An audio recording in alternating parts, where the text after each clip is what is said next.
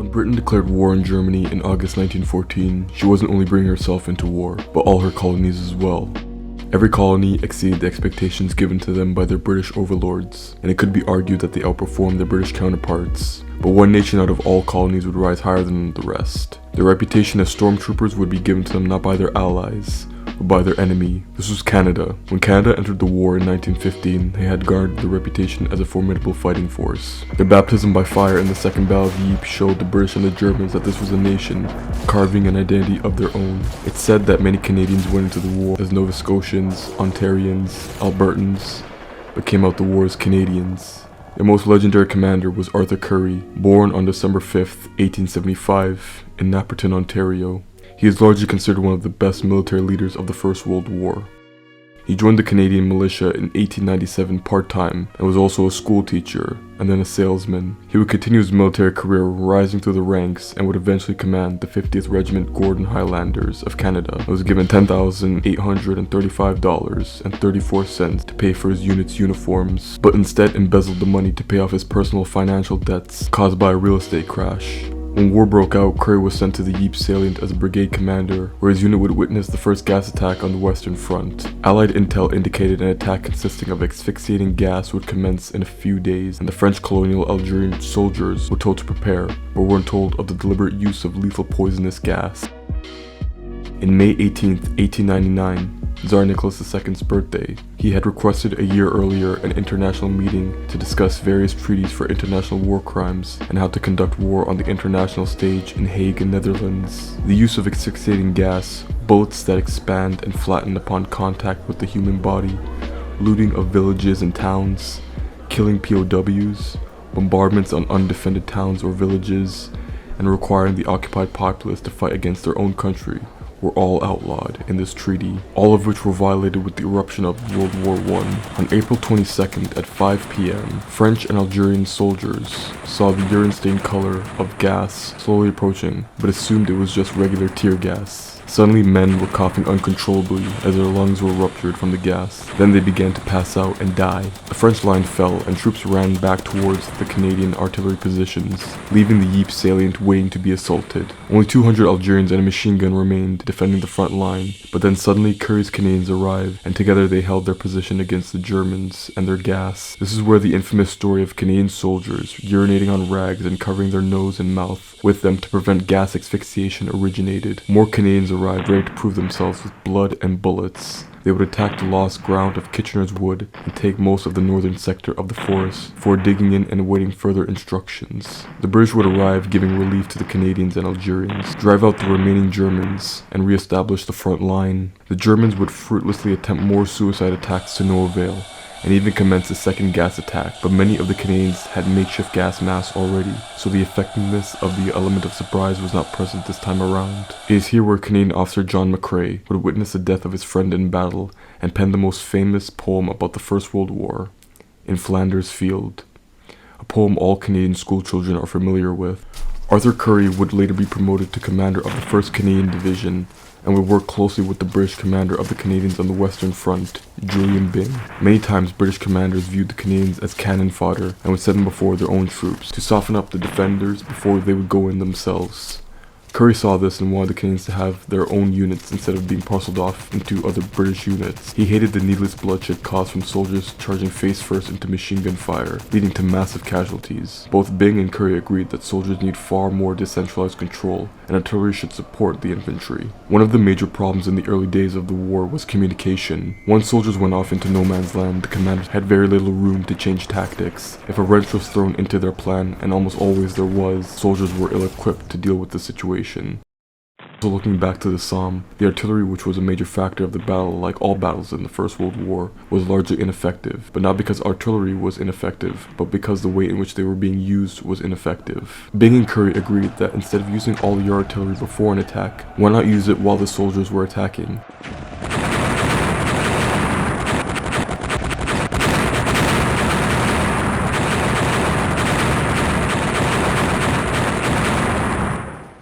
This tactic was known as the creeping barrage, which had its origins in the Balkan Wars, but saw little use in the early days of World War I. The idea was to shell no man's land in a long line of artillery fire. One area would be shelled and then the barrage would move forward a few meters until it was over the enemy trench. The attackers would follow behind the artillery as cover, and it would be their job to keep up with the pace of the barrage, but still not close enough where they could be blasted away from the explosions. On April 9th, 1917, Currie would get his wish of Canadian units attacking independently from the British. 4 Canadian divisions, 100,000 strong, all commanded by Julian Big, would attack the strategic overlooking position of Vimy Ridge, north of the French city of Arras. It was part of a larger battle where just south of the Canadians, the British would attack close to the city of Arras, in hopes to knock back the German defenses.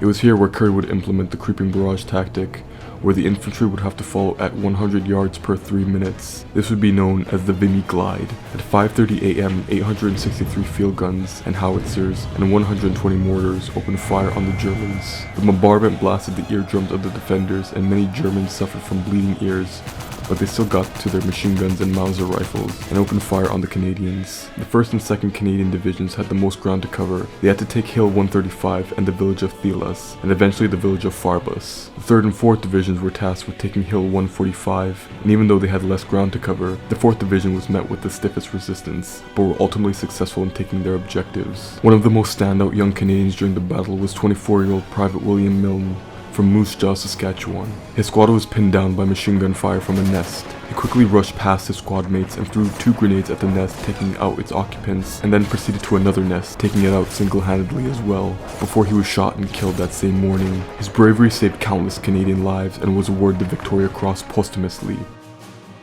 It was tough slogging, but Canadian tenacity proved unmatched that day. The Germans would eventually call the Canadians the toughest opponents of the entire war, and British Prime Minister David Lloyd George said, whenever the Germans found the Canadian Corps coming into the line, they prepared for the worst.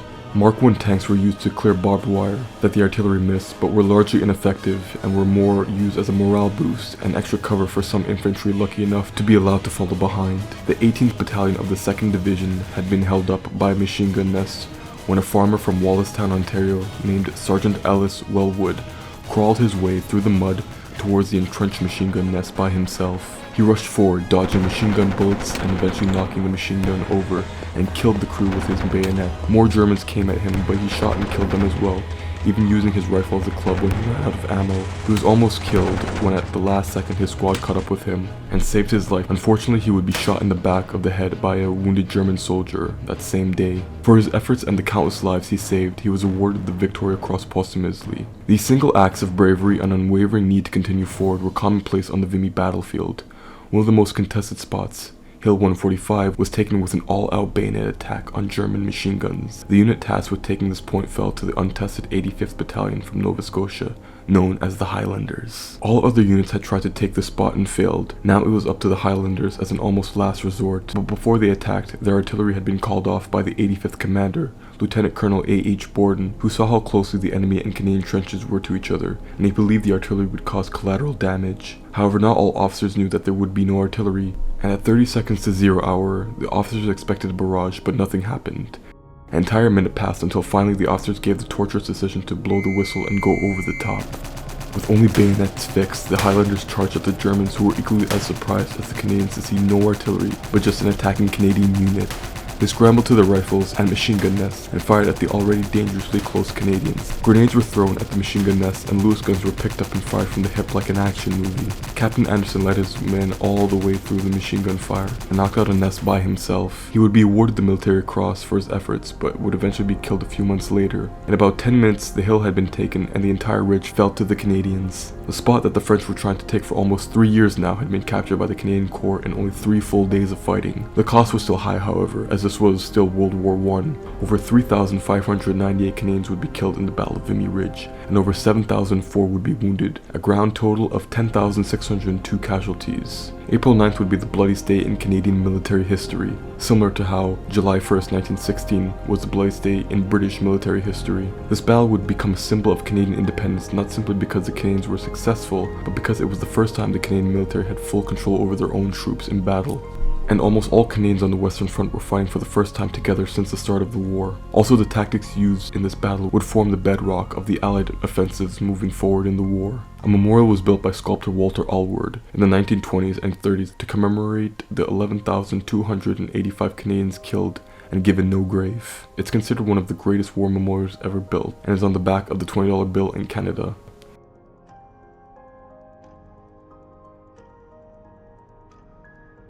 Almost 3 months later, another major offensive would begin on the Western Front, known as the Third Battle of Ypres, or Passchendaele.